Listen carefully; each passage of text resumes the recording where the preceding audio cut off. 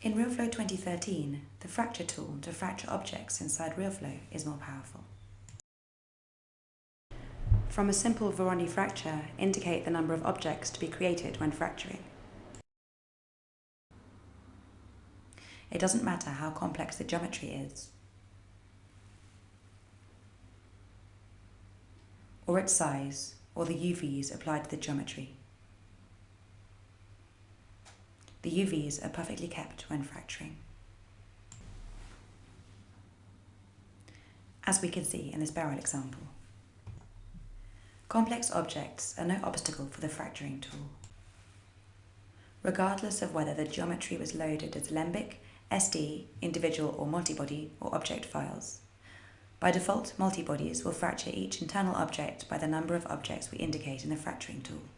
But with the global pattern option, we apply a global fracture for all objects inside a multibody, allowing us to create complex fractures over the same model,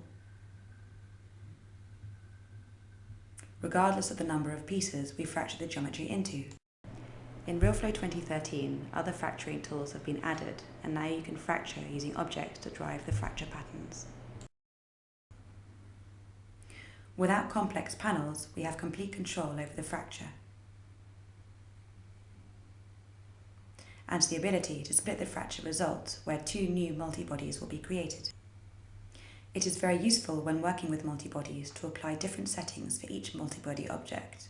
Fracturing by points will allow us to fracture any object depending on the geometry tessellation of the object we use to fracture. So it is a good tool for creating silhouettes, for example.